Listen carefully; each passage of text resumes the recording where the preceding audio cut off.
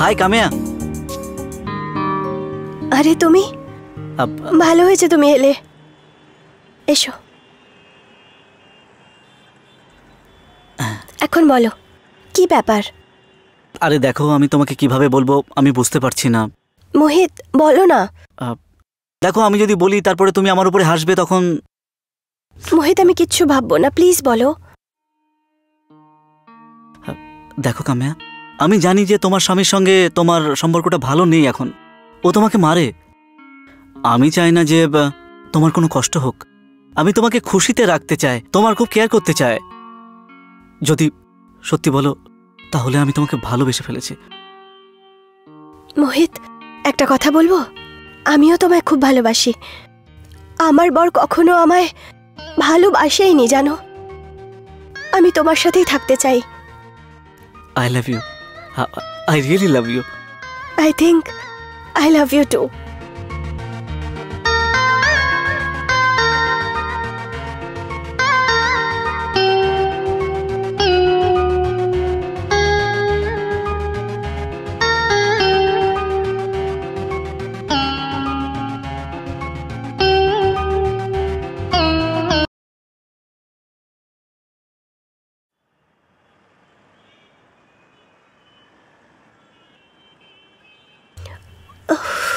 খুব মাথা ব্যথা করছে।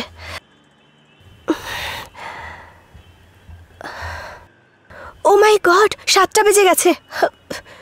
যদি 9টার আগে খাবার রান্না না করি তাহলে উনি খুব রাগ করবেন। না না, আমি এক্ষুনি খাবার বানিয়ে নিচ্ছি।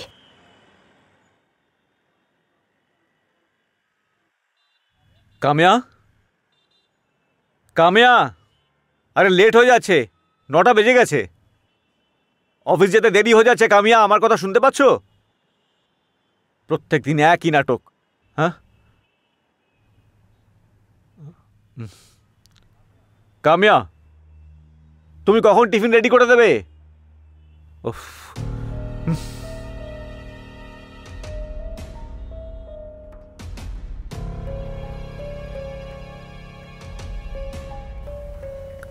সরি, আসতে একটু দেরি হয়ে গেল। এরকম আর কখনো হবে না। লিসেন কামিয়া, রুলস আর ডিসিপ্লিন যা যা আছে না, সেগুলো ফলো করার জন্যই বানানো হয়েছে, ব্রেক করার জন্য নয়। বুঝতে পেরেছো? তোমার এই যে প্রত্যেক দিনের নাটক না, সবকিছু ব্রেক করা। আর একটা কথা, 9 PM শার্প আমার গরম জল চাই আজ। বুঝতে পেরেছো? আমার সব মনে আছে যে দরজা জানালা সব বন্ধ রাখবো। আমার ফোনও যেন বিজি না যায়, আর বাড়ি থেকে বাইরেও যাব না। গত 2 বছর ধরে তুমি জানো আমি কখনো রুল ব্রেক করিনি, আর এখন তো অভ্যাসও হয়ে গেছে। আর হ্যাঁ, বিকেলবেলা তোমার জন্য গরম জল আর সবকিছু রেডি রাখবো। আই হেট পিপল যারা রুলস আর ডিসিপ্লিনকে ফলো না করে থাকে, যারা ব্রেক করে সেগুলো। বুঝতে পেরেছো? Move aside. শোনো তো,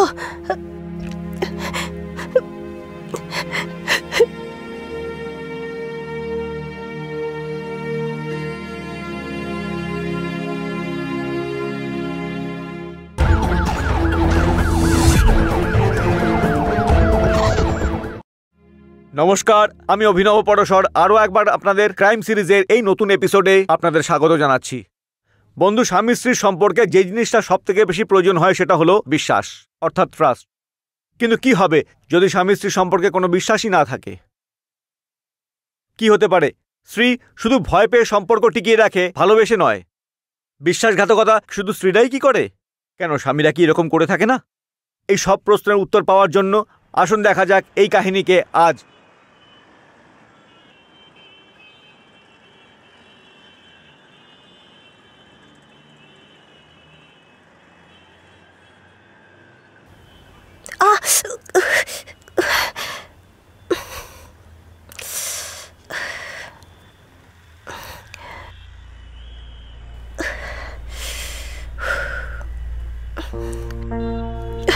কি করব, খুব বেশি জ্বালা করছে।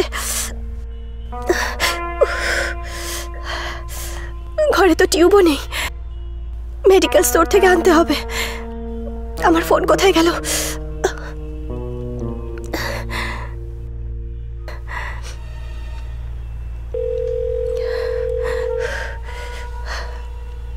Hello, medical store.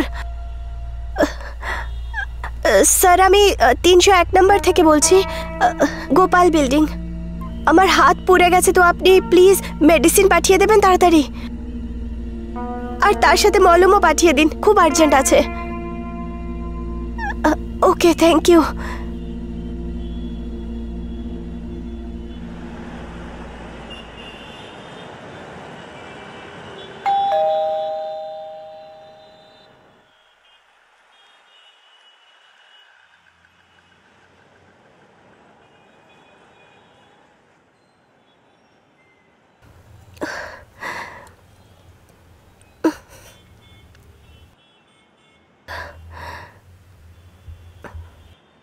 হাই, এই যে আপনি মেডিসিন অর্ডার করেছিলেন, তো এই মেডিসিনটা।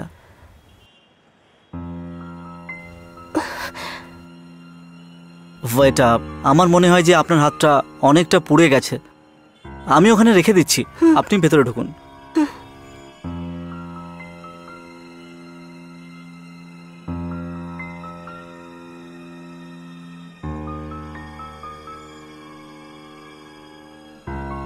ম্যাম, একটা কথা বলবো? আমি একজন মেডিকেলের ছাত্র, তো আপনি একেবারে চিন্তা করবেন, আমি টিউব লাগিয়ে দিচ্ছি এর থেকে বের করে, আর আপনাকে পেন কিলারও দিয়ে দেবো। তাহলে না না না, আমি নিজেই লাগিয়ে নেব। সরি, আপনাকে ওয়েট করতে হলো। আপনাকে আগে টাকা দিয়ে দিচ্ছি। না না না ম্যাম, আপনি একেবারে চিন্তা করবেন না, আপনি আমার কথাটা শুনুন, আমি লাগিয়ে দিচ্ছি, আপনার তাড়াতাড়ি রিলিফ হয়ে যাবে।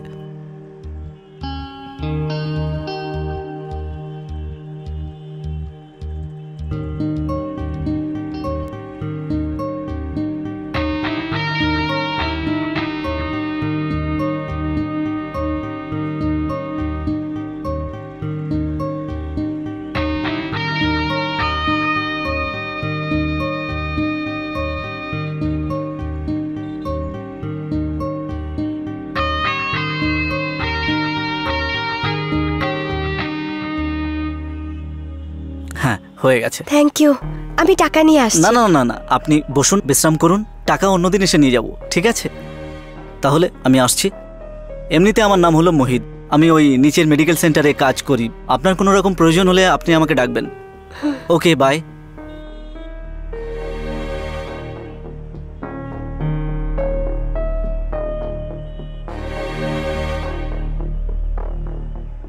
কত সুইট আর কেয়ারিং ছেলে, যদি আমার বড় এরকম হতো।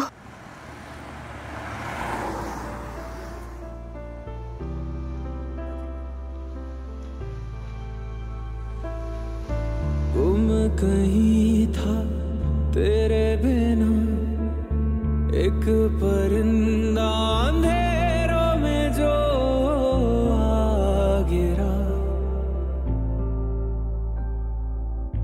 मैं अधूरा था जी रहा, तूने मुझे जो बन के सवेरा यूं ढूंढ लिया।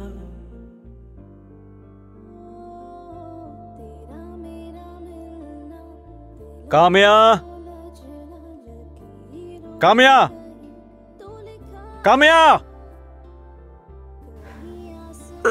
হ্যাঁ, কি হয়েছে তোমার? বাথরুমে চানের জল গরম ছিল না, রাত 11টা বাজে, খাবার তৈরি নেই, কি হয়েছে তোমার? ওই আমার হাত না পুড়ে গেছিল, সেজন্য আমি কিছুই করতে পারিনি। তোমার হাতটাই তো জ্বলেছে, মাথা তো জ্বলেনি, তাই না? কেন এরকমটা করছো? হ্যাঁ, সরি, আর এরকম হবে না কখনো।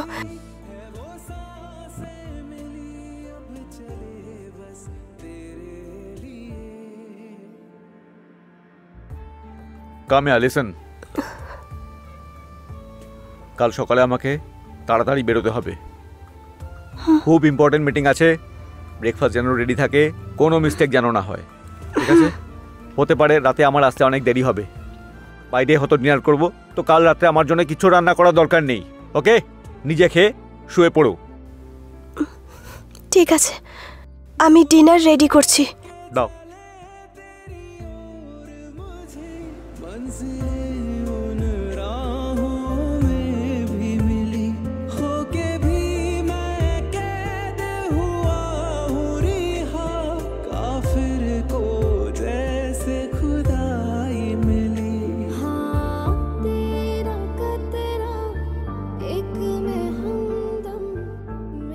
এমনিতে আমার নাম হলো মোহিত, তো আমি ওই নিচের মেডিকেল সেন্টারে কাজ করি।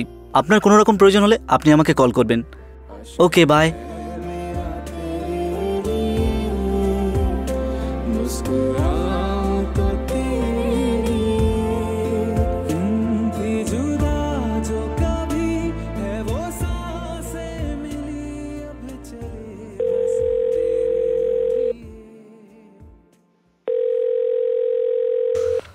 Hello, city medical store. Hello ma'am. Sir, আমি গোপাল বিল্ডিং থেকে বলছি। কালকে আপনার দোকান থেকে একটা ছেলে এসেছিল মেডিসিন দিতে, মোহিত।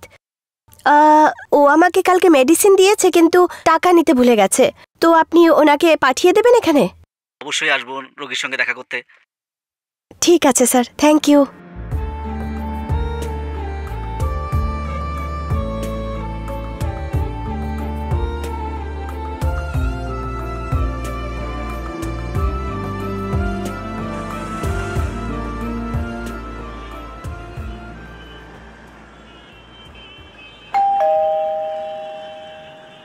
মোহিত, তুমি এত দেরি করে ফেললে আসতে। তোমার টাকার দরকার নেই নাকি? আগে তুমি একটু শান্ত হও, আর এটা বলো যে তোমার হাত এখন কেমন আছে? আগের থেকে অনেক ভালো এখন। তুমি মেডিসিন দিলে তো অনেক রিলিফ পেলাম। তাহলে আজকে শুধু টাকা দেওয়ার জন্য ডেকেছো নাকি মাসাজ করার জন্য? যদি তোমার খারাপ না লাগে তাহলে আর একবার করতে পারি। হ্যাঁ হ্যাঁ, কেন না, কিন্তু আস্তে করো। হ্যাঁ, আমার স্কিন একটু সেন্সিটিভ। ও, সেটা তো আমি জানতেই পেরে গেছিলাম সেদিন, যে তোমার স্কিন খুবই সেন্সিটিভ। এমনিতে সেন্সিটিভ মনও তোমার। সেন্সিটিভ মন? হ্যাঁ। ওটা কিভাবে? এখন দেখো না, কালকেই আমাদের দেখা হলো, অথচ তুমি তখন থেকে আমাকে মনে করছো, তাহলে সেন্সিটিভ মন হলো না? আমি তোমার কথা ভাবছিলাম। এটা তুমি কি করে জানলে বলো? ম্যাম, যখন মন থেকে কেউ কাউকে মনে করে তাহলে সামনের লোকটা জানতে পেরে যায়। আর কালকে থেকে আমার হেসকিও উঠছিল, আর এখন দেখো না, আর উঠছে না, বন্ধ হয়ে গেছে। তুমি সত্যি সত্যি মেডিকেল স্টুডেন্ট নাকি কমেডি শোতে কাজ করো? খুব ভালো জোক মারো কিন্তু। দেখো, আমার মনে হয় যে তোমার হাসারও প্রয়োজন আছে, আর আমার মনে হয় হাসি সব থেকে বড় মেডিসিন। এমনিতে একটু মাসাজ করে দিই তোমাকে, ঠিক আছে?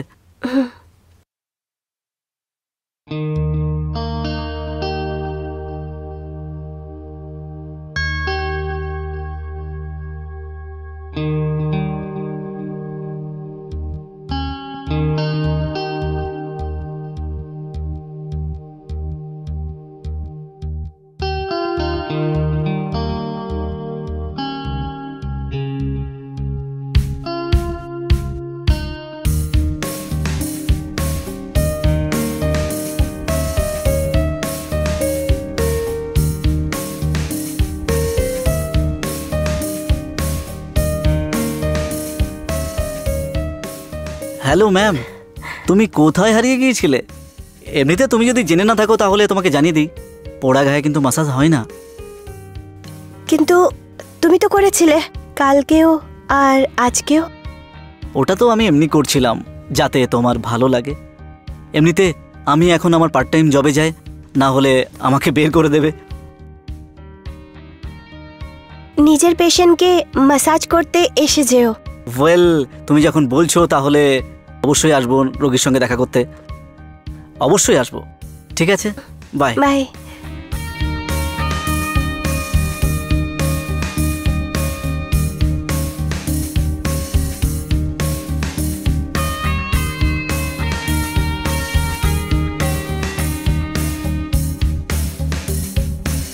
বন্ধুগণ, কখনো কোনো বিবাহিতা মহিলার কি কোনো ছাত্রের সাথে কথোপকথন করা অন্যায়? আমার মনে হয় এটা একদমই অন্যায় নয়, কিন্তু যদি এটা কোনো পরিসীমার মধ্যে রেখে করা যায় এবং কোনো অন্যায় উদ্দেশ্য নিয়ে না করা হয়, তাহলেই বলা হয় যে কোনো ক্রাইমের প্রারম্ভিক সূচনা প্রথম সাক্ষাতের সময় থেকেই শুরু হয়। আপনাকে শুধু সেটা বুঝতে পারার দরকার হয়। কি ঘটতো যদি কামিয়া সাহেলের বানানো এই নিয়মগুলোকে উল্লঙ্ঘন না করত? তাহলে হয়তো কাহিনী অন্যভাবে প্রকাশিত হতো। আসুন এই কাহিনীকে জানার জন্য আমরা দেখি আগে।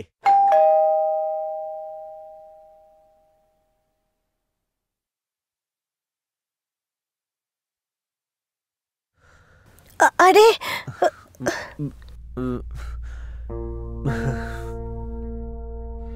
দরজা খুলতে তো লেট করলে কেন? তুমি দেরি করেছো। শোনো, তোমার জন্য আমি রান্নাও করেছি, খেয়ে নাও প্লিজ। খিদে পেয়েছে হয়তো। খিদে তো পেয়েছেই, অন্য ধরনের খিদে। চলো আরে চলো না, কি করছো? চলো।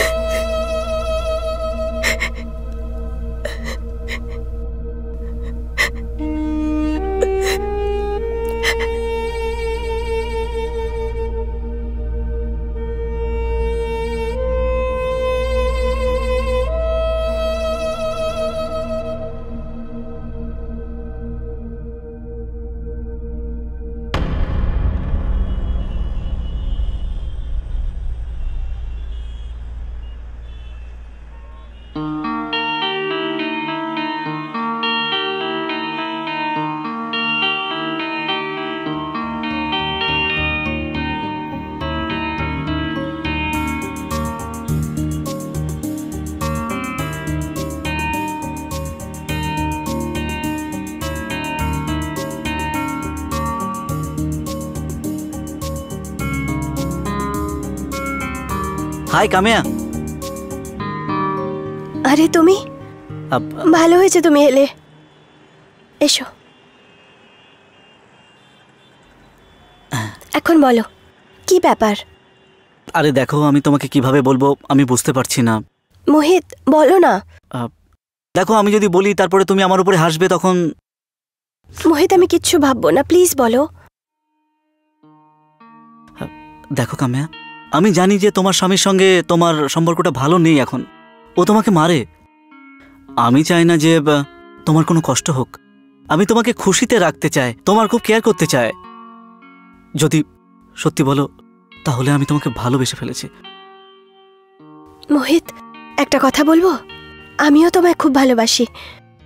আমার বর কখনো আমায় ভালোবাসেইনি জানো। আমি তোমার সাথেই থাকতে চাই। I love you. I really love you. I think I love you two.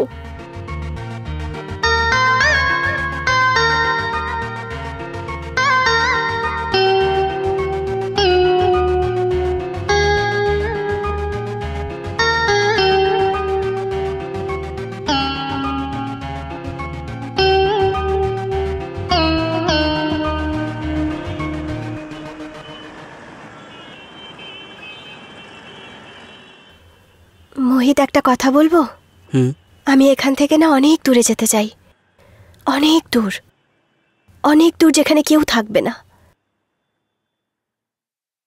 আমিও তোমার সঙ্গে অনেক দূর যেতে চাই, কোনো নিরিবিলি জায়গাতে, যেখানে আমরা দুজনেই থাকবো আর কেউ থাকবে না। আমি তোমার জন্য চা বানিয়ে আনছি।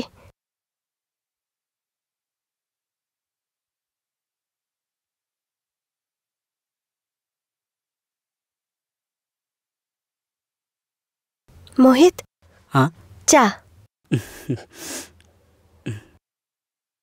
তুমিও নাও। হুম।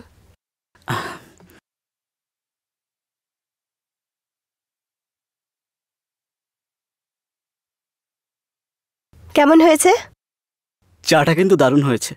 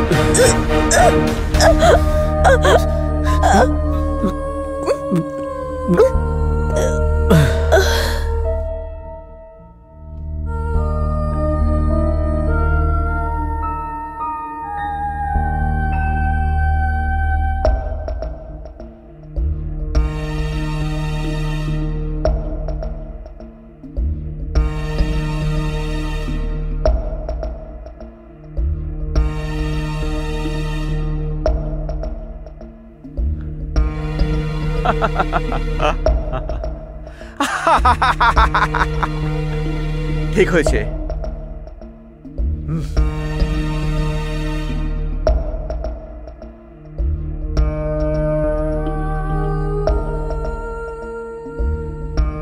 ধাপ্পাবাজ কোথাকার, তোর লজ্জা করে না আমাকে লুকিয়ে এর সঙ্গে কথা বলিস?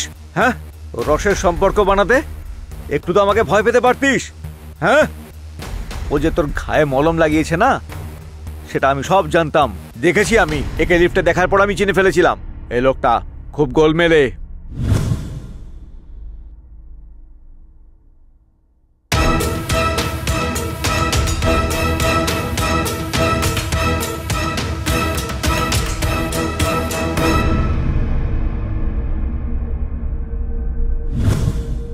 দিন রাত খেটে রোজগার করি শুধুমাত্র ঘরের জন্যে, আর তুই বাইরের লোকের সাথে সম্পর্ক করছিস।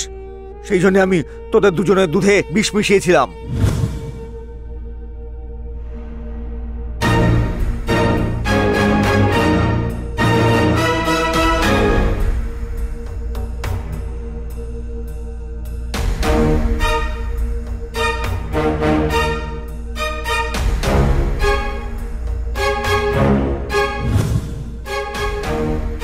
কেন করলি আমার সাথে এরকম? হ্যাঁ, কেন করেছিস? কেন করেছিস আমার সাথে এরকম?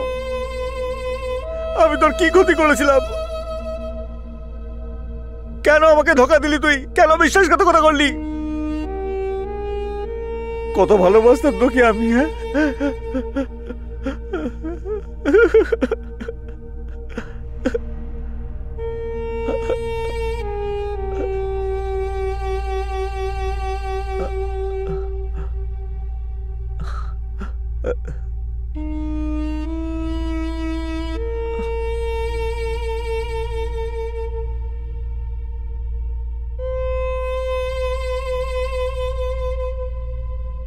বন্ধুগণ, যে শাস্তি মোহিত এবং কামেয়া পেল, প্রকৃত কি তাদের পাওয়া উচিত ছিল?